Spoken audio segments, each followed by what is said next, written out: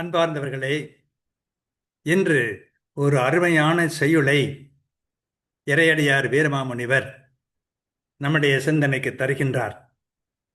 சிறுவன் இயேசுவை பற்றிய அற்புதமான பாடல் அது.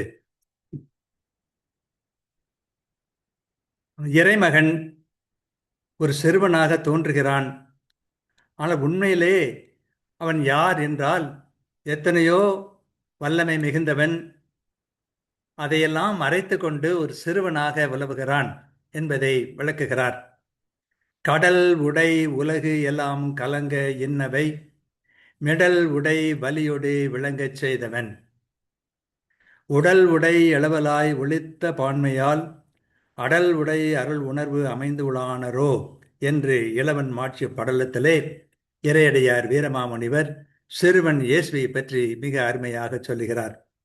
இதனுடைய பொருள், கடலை உடையாக கொண்ட உலகமெல்லாம் அறிந்து கலங்குமாறு எந்த வலிமையையும் உடைக்கக்கூடிய வல்லமையோடு இவற்றையெல்லாம் விளங்கச் செய்த ஆண்டவனை இப்பொழுது உடலெடுத்து பிறந்த ஒரு சிறுவனாக அங்கு ஒளித்து சென்ற பாவனையாக தன் வல்லமையோடு பொருந்த கொண்ட அருள் உணர்வை புலப்படுத்த அமைந்துள்ளான் என்று அதன் பொருளை சொல்லுகின்றார்கள்.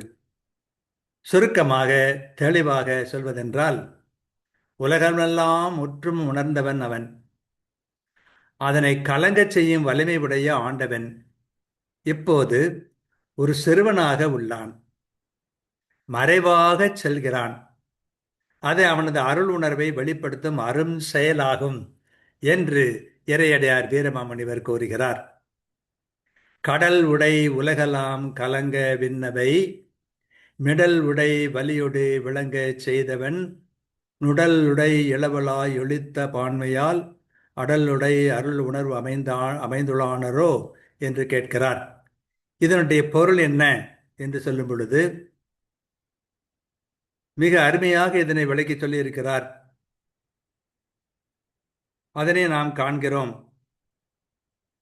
அது எப்படி என்று சொல்லும் பொழுது, எவ்வளவோ வல்லமை மிகுந்தவன், ஆனால் இப்பொழுது நாம் ஒரு சாதாரண சிறுவனாக பார்க்கிறோம். அந்த சிறுவனுக்குள்ளே அருள் உணர்வு நிறைந்து கிடக்கிறது. ஆகவே கண்ணுக்கு புலப்படவை மட்டுமன்றுதான் இந்த உலகம் என்று நினைத்திருந்தால் அது சரியல்ல. இந்த அருமையான சிறுவனிடம் எவ்வளவோ அருள் உணர்வு இருக்கிறது என்பதை இறையடியார் வீரமுனிவர் மிக அருமையாக சொல்லுகிறார். நம்முடைய வாழ்க்கையிலும் கூட பலர் வெளி தோற்றத்திற்கு அப்படி ஒன்றும் சிறந்தவர்களாக தோன்ற மாட்டார்கள். ஆனால் உள்ளத்திலே உயர்ந்தவர்களாக, பண்பிலே சிறந்தவர்களாக இருப்பார்கள். அதை நாம் உணர்ந்து கொள்வது நல்லது என்பதை இந்த செயல் மூலமாக நாம் அறிகிறோம். வாழ்க.